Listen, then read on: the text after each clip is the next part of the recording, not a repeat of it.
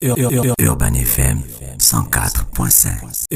Urban FM 104.5. 5 Urban FM, la station Urban avec Elvis, bonjour. Bonjour la fraîche. On parle de sport ce matin. Oui, on parle de sport ce matin. On va parler du football européen. On va parler de la finale de la Ligue Europa. Donc, Francfort de l'Allemagne qui sera opposé au Glasgow Rangers d'Écosse. Daniel Cousin jouait là-bas, non? Oui, Daniel Cousin a évolué du côté de Glasgow Rangers en Écosse en milieu des années 2000. Donc, c'est aujourd'hui les Glasgow Rangers qui vont recevoir... Eux, ils jouent jamais la Champions League. Si, ils jouent souvent la Ligue des Champions, sauf qu'ils sortent toujours au premier tour et ils sont reversés. Donc, le premier tour, on compte ça comme la Ligue des Champions. Ouais, c'est-à-dire... Moi, je compte seulement qu'à partir des huitièmes. Bon, il y a ceux qui regardent justement à partir des huitièmes de finale parce qu'ils se disent que c'est là où généralement la compétition commence, parce que les phases de poule sont encore les phases d'entraînement des grands clubs. Bon, donc il y a ceux qui ont cette philosophie-là, mais il y a d'autres aussi. Les phases de poule là, c'est aussi aller-retour. Les phases de poule là, c'est aller-retour, c'est généralement 4 équipes et vous avez 6 matchs, 3 matchs aller, 3 matchs retour. Donc les deux premiers sont qualifiés pour les huitièmes de finale et le troisième descend en Ligue Europa et les quatrièmes sont éliminés. Donc pour la finale de la Ligue Europa, il y a Francfort donc qui la sont même opposés. année. La même année, tu peux jouer la coupe dans ton pays. Tu peux jouer le championnat de ton pays. Bien sûr. Tu peux jouer la Champions League et tu peux jouer l'Europa League. Ouais, on va prendre le cas de Barcelone. Barcelone a joué la Ligue des Champions. Ils étaient troisièmes. Ils sont descendus en Europa League. Ils ont été sortis par Francfort en demi-finale. Et Barcelone, là, c'est pour parler de la Ligue des Champions et de l'Europa League. Donc, ils ont joué la Ligue des Champions. Ils étaient troisièmes. Ensuite, ils ont terminé en Europa League où ils sont sortis en demi-finale contre Francfort. Et ils jouent la Liga, qui est le championnat d'Espagne. Et ils jouent aussi la Coupe d'Espagne. Donc, c'est... Au moins 4 compétitions par an. Voilà mais pourquoi... c'est énorme. C'est énorme. Mais voilà pourquoi ces joueurs, ces clubs-là ont beaucoup de joueurs. Parce que derrière, c'est pratiquement 3 à 4 matchs tous les 2 semaines. Donc, en général, les clubs-là, tu penses qu'ils ont plus de 50 joueurs? Ouais, ils ont plusieurs joueurs. Et comme on l'avait souligné donc, il y a des gars qui sont signés au club, mais ils ne jouent pas. On ne les voit jamais jouer tant que les autres sont bons. Voilà, il y a par exemple, on l'a souligné notamment avec certains joueurs du Real où on parlait de Gareth Bale qui n'avait pratiquement pas joué avec Marcelo. Tu ne peux pas prendre l'exemple de Gareth Bale. Gareth Bale a joué beaucoup de fois. Non, mais c'est dans cette optique-là, il y a des joueurs... Moi, je parle des joueurs que le club a recrutés, mais les gars n'ont jamais joué, quoi. Ils sont seulement là, le club t'a recruté, mais bon. Bon, après, en espérant qu'un gars ne joue pas. Après, ça dépend du transfert. Lorsque tu as un grand transfert et tu as coûté cher, le club se doit de te faire jouer. Maintenant, lorsque tu n'as pas coûté cher et que, par exemple, tu es un Nyama, comme tu dis là, et ben, tu es au banc de touche. Tu es vraiment au banc de touche. Mais le club compte quand même sur toi, au cas où il y aura mais le club problème. compte sur toi parce que c'est l'effectif. En Ligue des Champions, par exemple, les joueurs qui sont inscrits, il faudrait avoir certains joueurs qui ont été formés par le club. Sinon, après, il n'y a plus la formation, par exemple. Donc, on ne peut pas qualifier tous les joueurs. Il y a un certain nombre des joueurs qui ont été transférés, qui sont qualifiés avec les joueurs qui ont été formés du club, par exemple. Maintenant, en championnat, c'est généralement pas le cas. Tu peux aligner autant d'étrangers que tu veux. Ça dépend de tout un pays en fait. Donc pour cette finale, la Ligue Europa, on a Francfort qui sera opposé au Glasgow Rangers et du côté du Gabon, on a le coach Patrice Neveu qui animera un point de presse, qui sera en conférence de presse demain jeudi du côté du siège de la Fédération gabonaise de football à Ovendo. Donc, le coach, c'est en vue de la préparation des éliminatoires de la CAN 2023 qui va se jouer du côté de la Côte d'Ivoire, puisqu'il y a 2 rencontres à venir. On va se déplacer du côté de la RDC et on va recevoir l'équipe mauritanienne. Donc, du coup, le coach, dans un premier temps, il doit nous dire quels sont les joueurs qui ont été sélectionnés pour ces 2 matchs-là. Est-ce que au sorti de cette première journée, il y a des joueurs sur le plan national qui va appeler? La question reste posée parce qu'on sait que pour la CAN 2022 qui s'est jouée du côté du Cameroun, c'était que des joueurs expatriés. Est-ce qu'au sorti de la première journée, là, le coach a la possibilité de prendre déjà 2 joueurs? Moi aussi, il ne faut pas abuser quand même. Une première journée, on va déjà trouver un gars Non, mais Les gars qui ont passé 2 ans sans jouer au foot. après, c'est l'appréciation du coach. Oui, c'est ça, c'est ce que j'ai dit. Il ne faut pas aussi mettre le coach les pressions. Bon, on a déjà une journée, il faut déjà aussi choisir les locaux. Non. Alors... Après, c'est à son appréciation. Il peut prendre 2 ou 3, mettre dans la liste des joueurs retenus, mais qui seront là pour observer. Parce que c'est aussi ça, un sélectionneur. Le sélectionneur, c'est quelqu'un ou un coach, c'est quelqu'un qui sait prendre un joueur qui doute et le ramener au haut niveau. On a pu le voir avec Arsène Wenger qui a tenu Thierry Henry lorsque Thierry Henry était du côté de Monaco. Après, Thierry Henry avait signé la saison 2019, la saison 99, autant pour moi, du côté de la Juventus de Turin, où il ne s'était pas adapté. Du coup, Arsène Wenger l'avait fait venir à Arsenal et on a pu voir ce que Thierry Henry est devenu.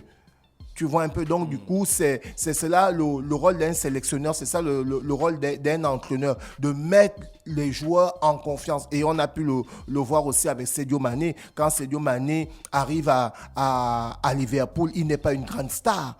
Mais une fois que Klopp est arrivé, Klopp a fait que Sadio Mané élève son niveau au point où il était 4e au Ballon d'Or. Donc, c'est aussi ça le rôle des sélectionneurs.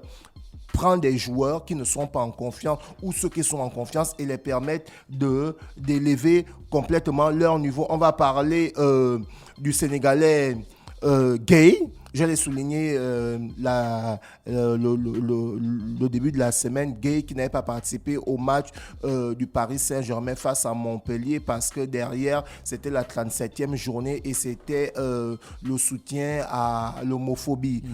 Donc, Gueye qui a refusé... Le soutien contre l'homophobie. Donc, Gueye qui a refusé de porter le maillot parce que c'était tagué sur les couleurs des homosexuels. Donc, aujourd'hui, ça fait couler beaucoup d'encre et de salive. Et le président de la République sénégalaise aujourd'hui, il a tweeté, il a dit il soutient Gueye parce que les convictions religieuses passent avant tout. Donc, il faut déjà avouer aussi que le président sénégalais, il n'est pas trop pour la cause des homosexuels. Et il l'a démontré lors du passage de Barack Obama au Sénégal. Et il l'a dit clairement. Bon, après... Il y a des questions plus importantes à régler que des questions d'homosexualité. Bon, après... Non, on n'a pas dit que c'est toi, c'est de ta faute. Oui, non. Que le président sénégalais a dit. Mais après, c'est l'appréciation de chaque individu. Il a dit, mais quand on se veut pays émergent et développé, on doit tout accepter. On doit accepter la liberté d'autrui, en fait. Donc, on doit aussi accepter les gens qui n'acceptent pas ce que vous voulez qu'on accepte. Bien sûr, on doit accepter tout le monde. Voilà, donc, dans le cas d'Idrissa Gueye, c'est à son appréciation. Ça ne, c'est pas dans son contrat où chaque année, il doit porter le maillot pour soutenir ce genre-là, les homosexuels. Donc, le président sénégalais qui a tweeté, qui a dit non, les convictions religieuses passent avant tout. Donc, du coup, voilà, ça fait couler beaucoup d'encre de salive. On espère qu'il ne sera pas sanctionné du côté de son club. On reste toujours dans le football pour parler de la Première Ligue. La Première Ligue qu'on a vu la 37e journée le week-end passé. Donc, Manchester City qui a fait match nul, qui avait pris 4 points plus 4 devant Liverpool et Liverpool qui s'est imposé. Et Liverpool revient à 1 point de Manchester City. Donc, on est dans une situation où nous sommes à la 37e journée. Manchester City à 90 points, Liverpool à 89 points. Et du coup, les prochaines rencontres sont les suivantes. Manchester City va recevoir Aston Villa. Et Liverpool va recevoir Wolverhampton. Donc, du coup, c'est à la 38e journée qu'on saura qui va remporter cette couronne d'Angleterre. En fait, dans le championnat, il n'y a pas la finale. Hein? Non, il n'y a pas de finale. Ce sont les points seulement. Ce sont les points. C'est-à-dire, par exemple, en Angleterre, il y a 20 équipes. Les 20 équipes s'affrontent en aller et retour. Donc, puisqu'il y a 20 équipes, donc on va dire tu joues contre les 19 équipes. Donc, tu joues contre les 19 équipes en aller et retour. Ce qui fait un total, bien sûr, ce qui fait un total de 38 matchs. Et toutes les équipes s'affrontent. Donc, l'équipe qui a remporté le plus grand nombre de points. Donc, toutes les équipes auront 38 matchs. Ouais. 38 matchs. Donc, l'équipe qui aura le plus engrangé des points Et Nous, on est à quelle position, Chelsea? Chelsea est troisième. Oui, c'est vrai qu'on est troisième. Chelsea est troisième et Chelsea est déjà qualifié pour la Ligue des Champions parce que Chelsea a 70 points. Le quatrième, c'est Tottenham avec 68 points. Le cinquième, c'est Arsenal avec 66 points. Donc, si Chelsea perd leur prochain match et que Tottenham gagne, Chelsea est toujours qualifié. Si Arsenal gagne et que Tottenham perd, Arsenal va terminer quatrième avec 69 points. Chelsea sera déjà qualifié. Donc Chelsea est déjà au top 3. C'est déjà assuré là. C'est déjà assuré. Donc pour cette couronne d'Angleterre, on ne saura qu'à la 38e journée qui sera premier du championnat et qui sera vainqueur parce que Manchester City va recevoir Aston Villa. Si Manchester City gagne,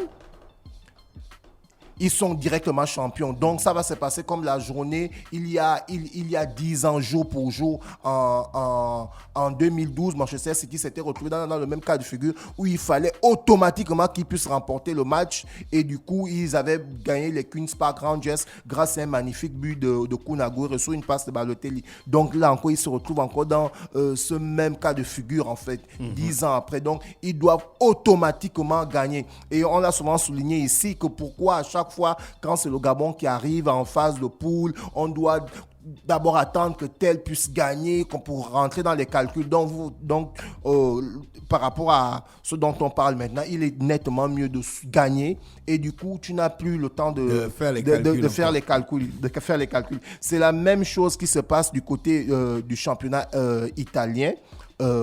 Pour parler du Calcio, on a le Milan AC qui fait son grand retour. Le Milan AC à 83 points et l'Inter de Milan à 81 points. Donc, ce sont ces deux équipes-là. Donc, pour l'Inter de Milan qui a remporté le Scudetto l'année dernière en 2021, l'Inter de Milan avait fait 11 ans sans remporter le championnat d'Italie. La dernière fois qu'ils avaient remporté, c'était en 2010. Donc, 11 ans après, l'année dernière, avec Lukaku, Alexis Sanchez, ils ont remporté le Scudetto. Et le Milan a sévi aussi de faire aussi 11 ans sans remporter le Scudetto parce que la dernière année, c'était en 2011. En 2011 avec Zlatan Ibrahimovic. Donc, du coup, là, ils sont en passe de remporter 11 ans après. Donc, ils sont en tête. Et c'est toujours le même cas de figure, comme on le soulignait du côté du championnat d'Angleterre. Donc, du coup, le Milan AC qui va se déplacer du côté de Sassuolo. Donc, il faudrait que le Milan AC puisse gagner. Parce que si le Milan AC perd et que derrière l'Inter de Milan qui va recevoir la Sampdoria, l'Inter de Milan gagne. Donc, c'est l'Inter de Milan qui sera championne. Merci Elvis qui revenait sur le sport ce matin sur les 104.5 Urban FM, la station urbaine dans le Da Fresh Morning. On va en musique après la publicité. On se retrouve juste derrière. Restez connectés sur notre fréquence 104.5. Urban FM 104.5.